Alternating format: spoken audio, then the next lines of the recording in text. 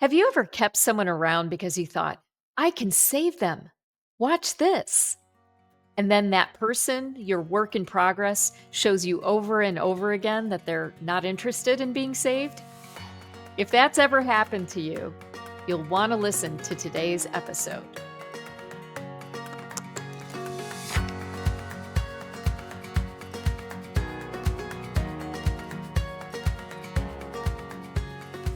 Hey, I'm Beth Fahey, and welcome to Bad Boss Confessional. I've been a leader for over 30 years, and I'll tell you the truth. I've made plenty of mistakes along the way. The thing is, those mistakes taught me more about leadership than any success ever did. This podcast is where we get honest about the moments we'd rather forget and discover why they're actually the ones worth remembering.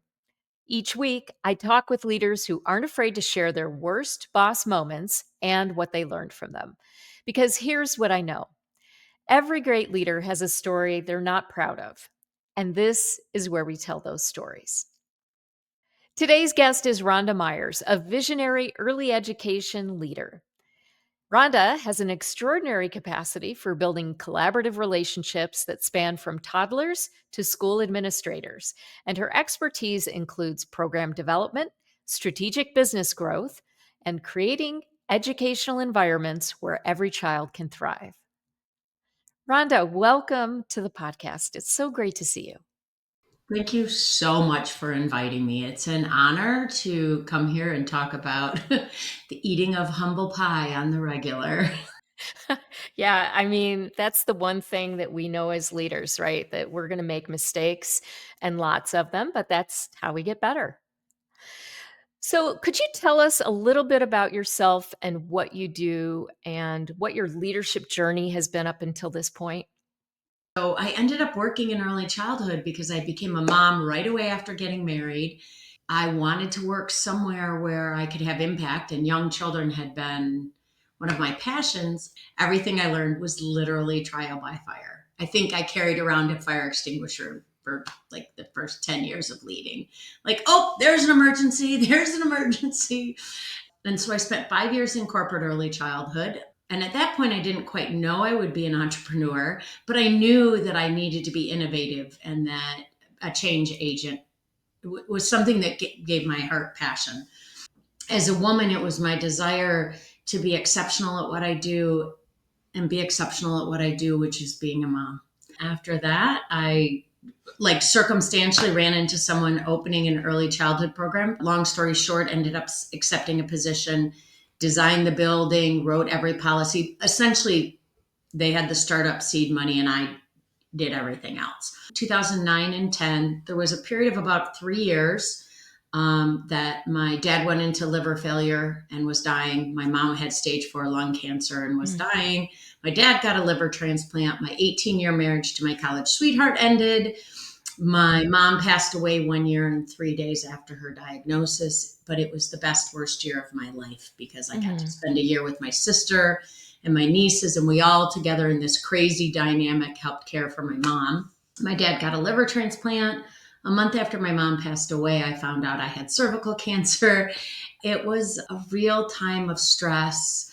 And I started to see from the owners something that didn't align. They had left me alone for 8 years and I had made them millions of dollars. It was one of the most successful programs, lots of awards and accolades. But they started to ask me to do things that did not align with my beliefs. You know, I had had the autonomy to make good choices, what was best for children and families, and still a great return on their investment. And when they started to ask me things that didn't align with my values, I started to push back and say no. And you know what happens? Someone has to make a decision, and their decision was they could no longer have me as the leader of their organization, and so they fired me. I was heartbroken because the idea was I would always buy the business from them at some point. And so in the middle of my grief, they terminated my long-term employee of 17 years who was 6 months pregnant. And if you know anything about me, you know that I am voraciously loyal. So although I knew I needed to land on my feet and find a way to provide for my 4 children at that point, I was a single parent, but someone I loved had lost their job because they were worried she would be loyal to me. About a month in, I looked at her and I said, look, here's the deal. We did it for somebody else. I think we can do it for ourselves. And she said, we don't have any money. And I'm like, I know. But what's the worst thing that happens? We try. My dad gave me money from my mom's life insurance, and her parents took out a home equity loan. That's how much they believed in us. Wow. We didn't take a single paycheck until we paid them back. It's all a blur, but that's how Heartfelt Impressions started in 2011. And so we opened our second and third location. One of my bucket list things was I wanted to do a keynote at our state conference. So 3,000 people. And I get asked to do this keynote. I'm so excited. It's 8 years after I've been fired. And I know what my keynote will be about. It'll be Stand in Your Truth, which is this book I've been writing about these moments we have as leaders where safety means following and towing the line. It means picking the choice that the people or someone else who feels like they have the power want you to choose, or standing in the truth of your values and saying, I can't compromise my values. I have to stand in my truth and I have to trust it. As soon as it came out of my mouth, I'm like, you just literally told them that you would stand in front of 3,000 people and be, let me tell you this cool story about how I got fired. It's going to be great. Fast forward 2 hours before I'm getting ready to do this keynote. I have this bright yellow dress on. I'm going to make a statement apparently, and my phone rings. Well, if you know me, I'm fairly impulsive. I don't look at the phone. It's 2 hours before the speech I'm giving. I pick up the phone, I turn it over, and I answer without looking. Hi, Rhonda. This is Roger, one of the owners who had fired me 8 years ago, and I had not heard from him in 8 years. And he says, I'm selling my business. I bought the other two partners out. It always should have been yours. I hope you'll consider buying it. Wow. Now I'm going to go on stage in 2 hours and tell the story, except for this part that just happened 2 hours before I got on stage. And normally I'm so comfortable in public speaking, but I'm telling you, Beth, I did the most ridiculous thing the whole time I'm talking. I keep going like this with my hands pacing the stage. And it was because like part of my heart was so excited. The dream I thought I walked away from now was like a vision bigger than I could ever have dreamed. And also I can say nothing. And also I'm telling all these people in a room that I got fired. Whew. But it turns out that being brave is always the best thing that I've ever done, because I got to go back 8 years after I was terminated and buy the company that fired me. Not with a vengeful heart, not angry, because I did the hard work. I did the grieving. I think as a leader, sometimes it's hard to look within ourselves when it's easy to see egregious things outside of ourselves, employees who don't show up, or circumstances that could have been better. And so it's easy to look outside ourselves and say, see, that's why it happened.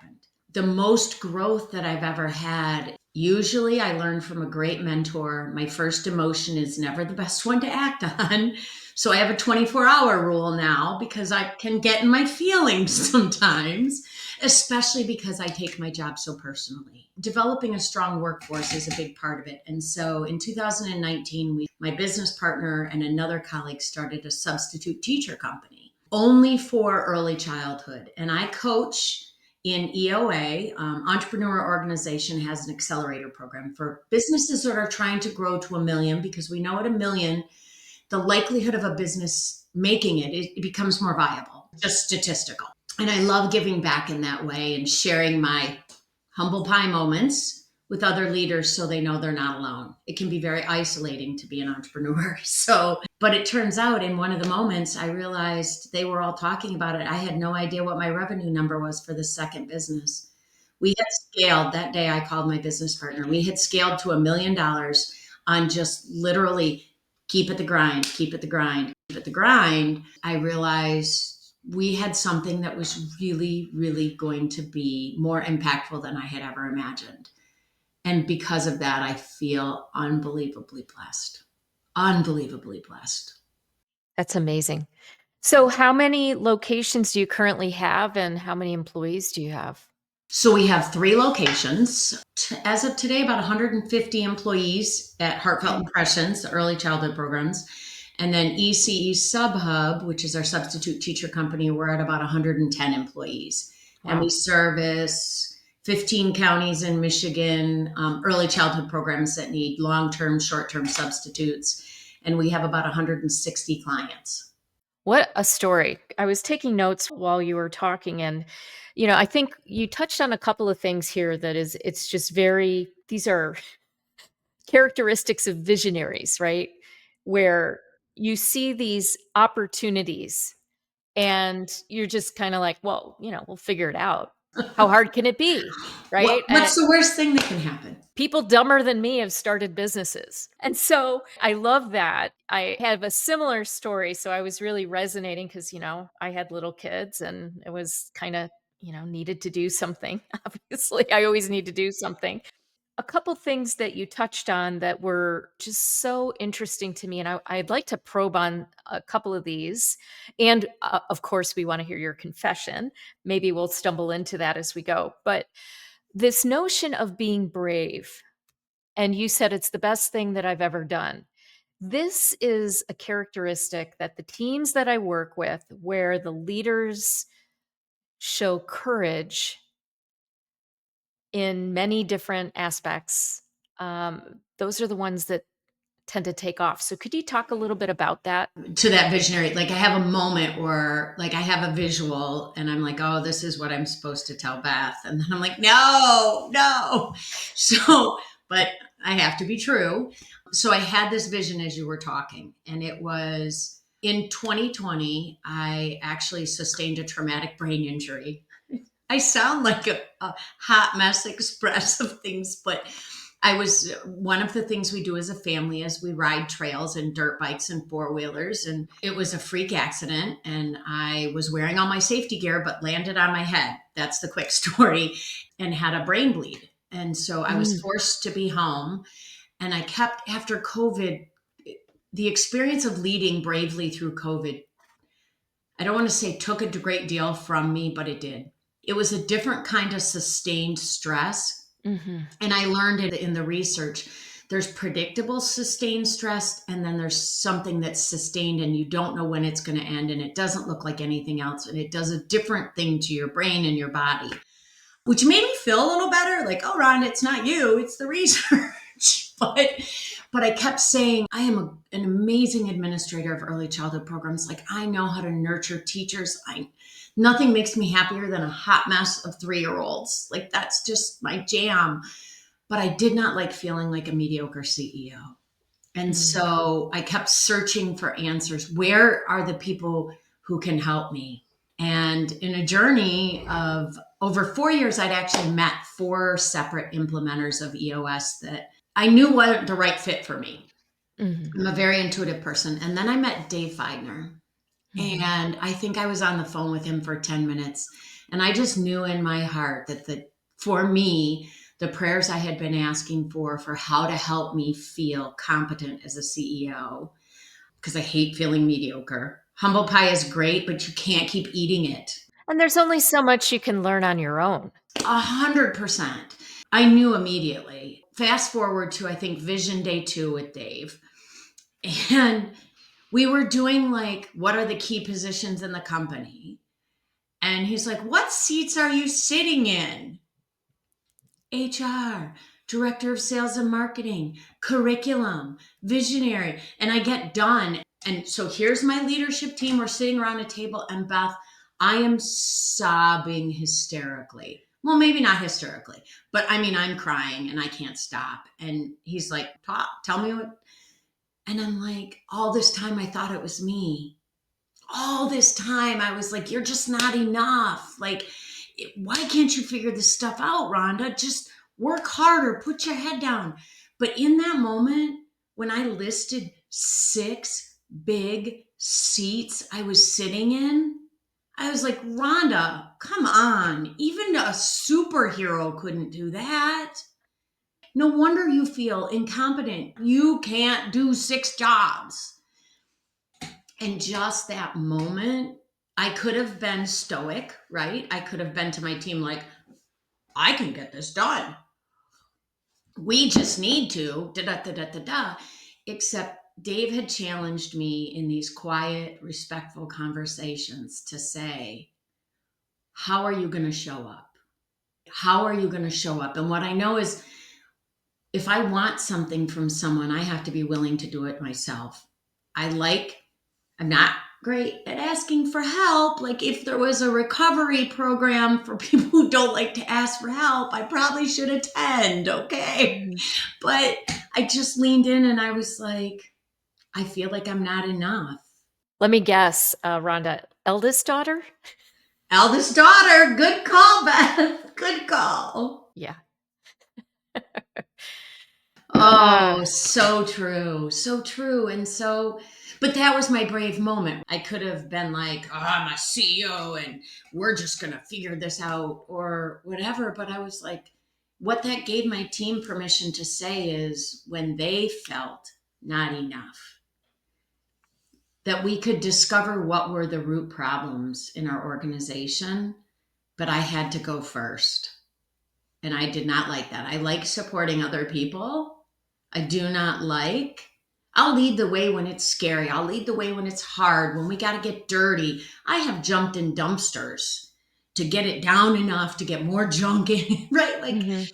vulnerability is tough. It's really hard. Yeah. So tell me about this realization that you came to that you couldn't be in 6 seats. What did that actually look like then over the course of the next few quarters? A lot of tears for a lot of different people because there's a piece of figuring out what root problems were for us. We keep pushing through. I think, oh crap. Here's another mistake that we made is, and I don't know, maybe other entrepreneurs do this, but you bootstrap everything, right? And so you work really hard. And then when you move out of that seat and someone else moves into that seat because the organization grows, you go, but I was able to do it. Mhm. That doesn't go over very well. Yeah, I think this is the curse of highly capable people, and so that's why I made the joke about being the eldest daughter, because as the eldest daughter, I find, let's just say, I'm not being influenced by TikTok videos here, but I might be slightly influenced by TikTok videos. When I say that I recognize in many of my friends, my girlfriends who are the oldest daughter, is that we take on a lot of responsibility and we become good at a lot of things. And that translates to a high degree of capability, even more so than just like academic expertise. It's like you can spin lots of plates and seemingly do it without any problem. And then when you go to fill the seats, first of all, I mean, what I discovered was that their drivers are not the same as mine. I mean, mine was I have bills to pay. I got to keep these people employed. My credit rating, I got to keep my credit rating up. We got to get that line of credit. Like there's just like this weight of responsibility. And it's not just female entrepreneurs, this is every entrepreneur. I just noticed that women in general, because we can do a lot, we just keep taking more and more and more. My husband actually said this to me recently. He said, "You're so busy all the time." And I was like, yeah. So I heard this saying that said, if you want to get something done, ask a busy person. I said, yeah, I've heard that. And in fact, I've jokingly said, bring it on. I'll take it. I can do it. And this is something that we do because the intention is good, right? It's like we're trying to protect people. We don't want them to feel the burden of all this work. And so we step in to help. And what we end up doing is preventing other people from growing because we can't get out of the way. Yep.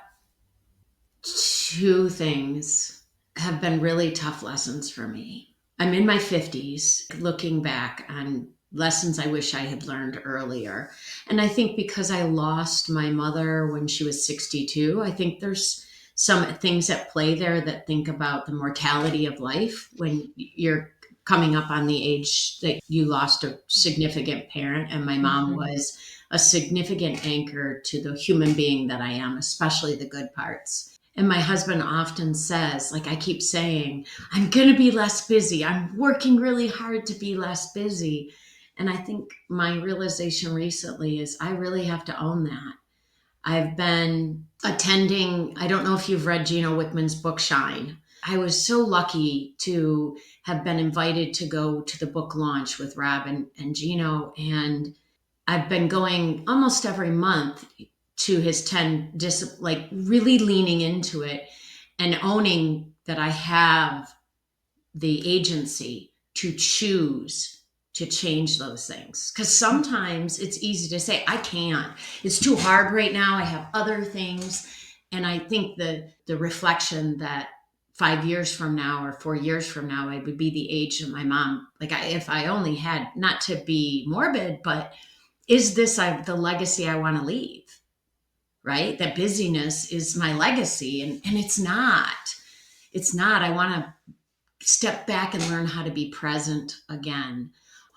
The model I don't want to be for young leaders is the model that says it can only look like if you sacrifice everything. Yeah, my kids are talking to me all the time about being a Gen Xer, grinder culture. There is something to be said for what they're trying to tell me. And it's like, as a parent, what kind of model am I being when I'm busy all of the time? There's a lot to think about when you are, at this stage of life, and I think we're around the same place. I've been feeling lately like the queen bee at the end of the season. I'm like getting all the eggs in honeycombs, whatever this is that they do.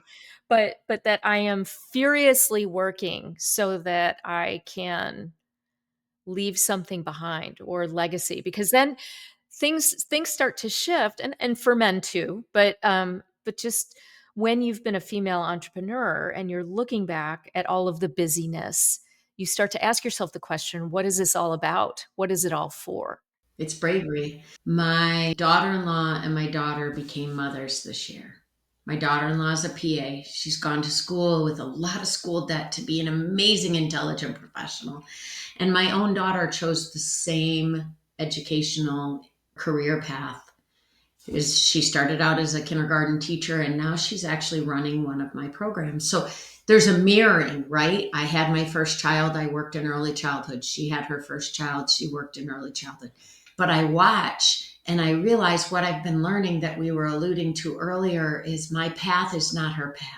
Like as a leader, my younger leader would have tried to impose, but if I'm being honest about like confessions, it's imposing my learnings on someone versus trusting that they have the capabilities for their own learnings and learning. Power is in the learning. We want to protect our kids. We know they're going to wipe out on the bike, and maybe you lost your front tooth when you were learning how to ride a two-wheeler. So you're like, I don't want you to lose your front tooth. So we don't ever let them really fall down. And I think we miss an opportunity. And so when I see her struggling to get the bottles washed and to nurse and to serve a meal, like all the things, and then be a good leader. And I want to say, do this. Like this will be it so much easier because I didn't. And right. And I have to go, Yep. What do you think is the best thing to do? And like part of me wants to cry just thinking about it because I know she's going to look back and go, that I wouldn't do that the same. But I have to, because the power is in the bravery of trying it on in her own story. And holy crap, that's hard.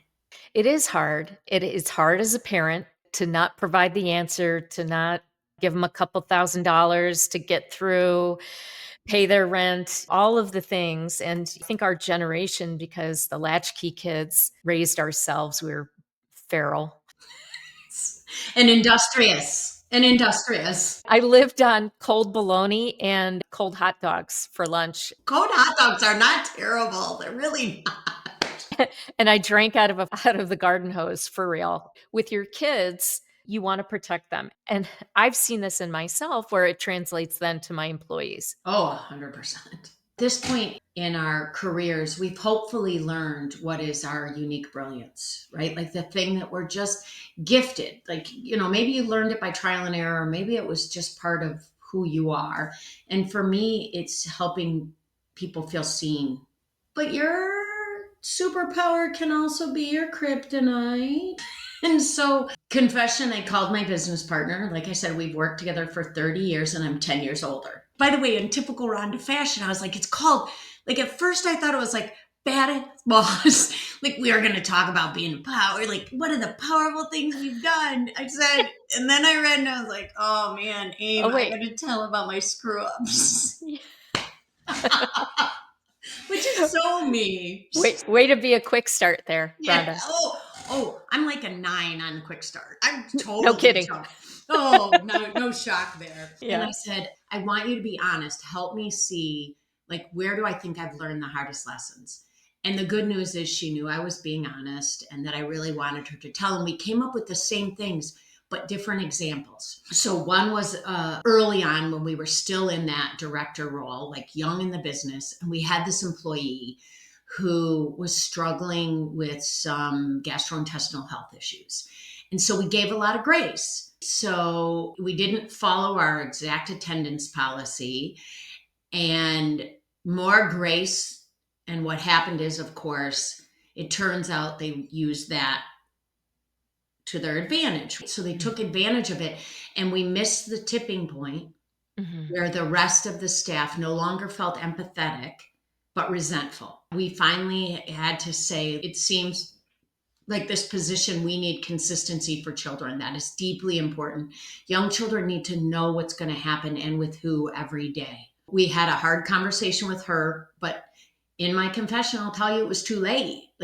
We waited too long to have that conversation. This isn't the last time I learned this theme in my leadership. Just going to throw that out there because it's happened again. But then we had a staff meeting and our staff was still really small. We were young. And I had to look at the team and I told Amy, I said, we have to own this because it's affected the culture. They feel resentful, but also they're angry at us for not noticing. And so we have to own this. And so there's something about sitting in front of all of your employees in the company, but we had to sit next to them and I had to say, I need to apologize because I missed it. What started as a belief that we were being empathetic to the individual needs of each employee when there are extraordinary circumstances, and we missed when that became at the expense of all of you. And for that, I'm sorry. The outcome of what I wanted as a leader, my core values, the things I won't compromise, but I could still show up in a way that I was like, hey, I need to own that I could have been better in this situation. I think that created a culture for the team in other things where they could show up, take advantage maybe at their coworker, right? Like, it's kind of slacking on my end of the carrying the weight. That gave them permission to show up and say, I own that. And I think that was powerful, but not fun. No, it's not. And especially the first few times that you do it, because we're supposed to have it all together. People aspire to be us, right? Yeah, exactly. I could go on about how we're socialized, to be like that. But the fact is that it's the society that we've grown up in. And now it's shifted. Now it's changed. And I'm just curious if, do you have a lot of younger people in your organization? I would imagine so. And how has what you've learned helped you with the millennial, the Gen Z sort of people? So I'd say there are two big things that come to mind. One is I don't care how old somebody is, people want to be known, seen, heard, and valued. And so if I take the time, like one of our core values at Heartfelt is respectful, reciprocal relationships. You can't have a respectful and reciprocal relationship if I don't know what's important to Beth, right? Because what's important to Beth is not necessarily what's important to Rhonda. We can share the same core values, but it can show up differently. I told you I love deeply. I've had employees I've taken into my home, young employees who've lived with us, my husband and I, in really traumatic times in their lives. That's still, a lot of people are like, are you crazy? Well, maybe, I don't know, but it's who I am. And so this lesson I learned about grace and love, like when it goes too far and you miss the cues, it wasn't the last time I learned it. I had a director who was an acquisition director. Everybody said it's really tough to keep a leader that you acquire from another company. I was like, oh, that's everybody else, not Rhonda. So, we try to coach. And again, in this situation, we continued to coach when all the signs were she is not going to choose to align with the way you want leadership to happen.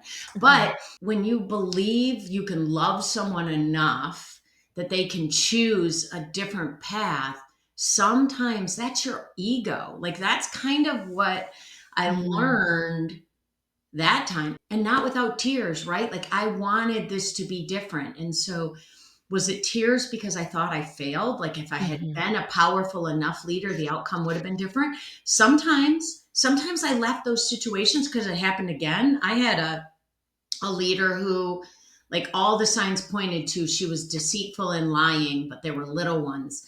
When people show you who they are and there's not remorse and they repeat those things, you cannot love people into changing. So there's another lesson. I mean, my industry is predominantly women, 99 point some percent women in early childhood.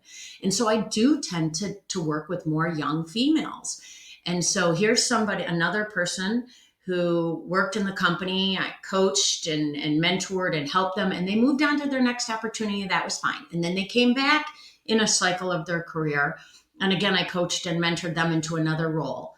Because I love deeply, when it was time to leave, there were other things going on in their life. And that exit was part of an attack. Like, you expected too much from me. You're too hard on me. Your expectations are too high. Everybody can't be you. And there was this deflecting as she was getting ready to leave. She left professionally, but her words hurt me. Like, why are you want too much. So remember, you and I were talking, I don't know, 20 minutes ago about that overachieving. We're highly effective, spinning all the plates. And leaders are like, oh, I can only be a good leader if I look like that. And so I went through this grieving process after that particular young lady left. And I was like, that's it. I'm not loving ever again. Like, this is how I'm going to lead. I'm going to lead like a CEO, whatever the heck that means. And I was like, I'm going to be detached and everybody has a KPI and accountability. And there are no feelings left. And I sat in that for like 2 months, Beth. I was like, I'm going to do it different. This is the way real CEOs do it.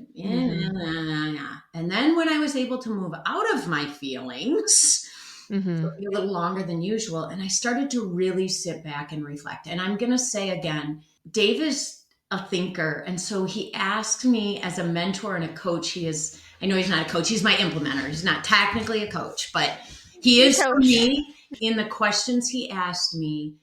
And it forced me to stop and think.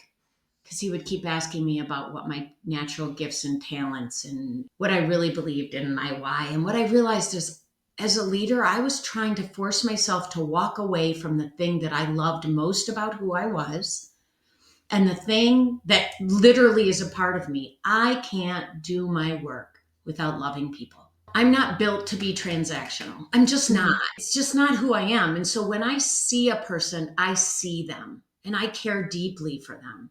What I realized is I came to a quarterly meeting and I said, I've given this a lot of thought and I need to share something with you as a leadership team. I've had a lot of conversations with all of you about being more pragmatic. This is your accountability. This is your KPIs, yada, yada, yada. I said, but here's the thing. I can't be someone I'm not, and I don't want you to either. I'm willing to show up and care for someone and love them deeply and want the best for them and them not to choose it. And be okay with that. And that's not a reflection of me.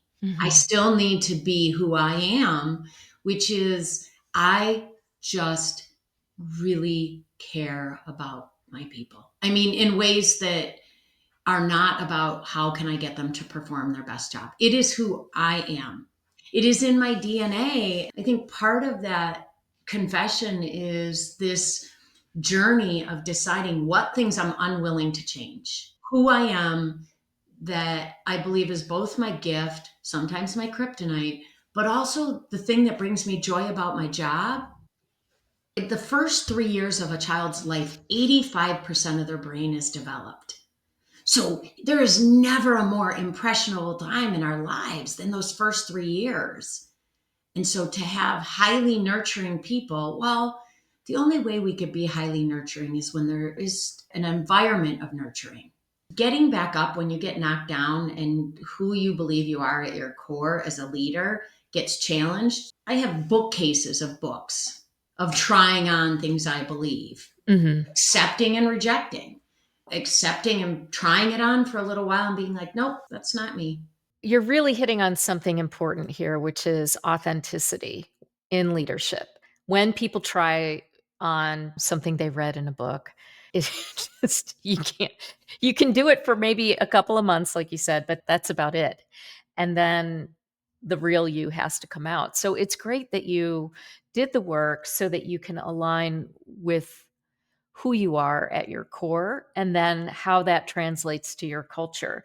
And it sounds like you've gotten out of a lot of that day to day about and driving the accountability in your organization. Is that something now somebody else is doing in your organization? Everybody. Another thing, you think as a leader, it's your job to make sure it all happens. Holy crap, that's not even feasible. Like, you No. can't run around going, are you accountable? Are you accountable? Are you accountable? Like, I have to do it. It will steal all the joy you have. But when you step back and say, well, goodness, I wonder, what do you think you should do about that? Because what I learned is I used to try to mentor teachers that had 3 layers between so they could learn something. And I was like, crap, you know what happens then? They go right to me. So then I was like, oh, I can't. I just have to isolate myself. Oh, nope, that doesn't work. I had to empower my leaders. I had to lead differently. So Yes. instead of leading the whole organization, I led the leaders. And then I had to say and be curious, well, what? Because they would be like, what would Rhonda do? Mm, What would Rhonda do? And I'm like, At first, we're like, wow, that feels so special. But then yeah. you're like, turns out that they don't have an opinion of their own and they can't act independently. Yeah. And so it's accountability came when I was willing to let go and say, I wonder what you should do about that. Yes. Well, I'm not sure. Okay, do you want to role play? Do you want me to sit beside you while you do it? But I stopped doing the do you want me to do it for you? That's the key, right? It's the letting go. Hang tight. We'll be right back with Rhonda after a word from our sponsors. Let's be honest, hiring the right people is hard. That's why I love Titus Talent Strategies. Their whole person hiring approach helps you find and keep A players who align with your values, and they back it with an industry leading guarantee. Best part? Titus Talent Strategies is included in the entrepreneurial toolkit for companies running on EOS. Check them out at titustalent.com/EOS. Do you love running on EOS? Try Streti, the EOS platform people love. Native integrations and extra features help you manage people, projects, process, and engagement. Connected to your favorite EOS tools and all in one place. You love EOS. It's time to love the platform you're running it on. Try Streti free at streti.com. That's STRETY.com. Streti, the EOS platform people love. And now, back to my conversation with Rhonda. This leads me to a question that I ask all of my guests, which is, if you were to get a tattoo somewhere on your body that reminded you of the thing that you need to work on, what would your tattoo be and where would it be located? I know what it's supposed to say, but it says, I am enough. Hmm. It says, I am enough. And probably it would be on my wrist because any place else I could cover it up and ignore it. Yeah. And I think that the world is filled with measuring sticks and rulers, and it's really easy to consume data, information, media that gives us all of these measuring sticks of our worthiness.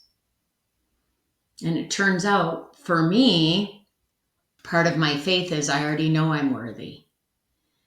I discovered Brene Brown's The Power of Vulnerability right around the time I got fired, actually, ironically. And I used to show it to my undergrad students when I was teaching, when I was doing adjunct teaching. And it's 27 minutes that'll change your life, her TED Talk. But it's this idea that the people who really live wholehearted lives, they're vulnerable. I've always believed in showing up for people that way, but also like vulnerability is hard. I'm great at listening and hearing other people be vulnerable. Yay, I can support you, but my own vulnerability, not so, because it's scary to think that someone could not show up for you. But if you believe you're enough, if I can remember that I'm enough, I can be vulnerable, and someone else's response to my vulnerability does not dictate my value. Yes. That's the key. Exactly. Yeah, because they're really projecting their own insecurities. Well, this has been a lovely conversation. I really enjoyed getting to know you a little better, Rhonda. You know, you're working with my good buddy, Dave Feidner there, who's an amazing implementer in Michigan. Yeah, you're in good hands for sure. I know. I feel very blessed. Very blessed. Well, And I feel honored that you would want to spend time with me and hear my story. So I appreciate that. I don't take those things for granted. Having a platform and a voice to inspire others and give back, impact, it's one of the most important things that I feel like is part of my legacy. So thanks for letting me have this opportunity to spend time with you. you bet. Thanks to Rhonda Meyers for sharing her vulnerable story of feeling like she wasn't enough and the path back to her true self. If you enjoyed today's episode, please like, subscribe, and share with a friend who needs to hear this. Thanks for listening to Bad Boss Confessional. We'll see you again next week.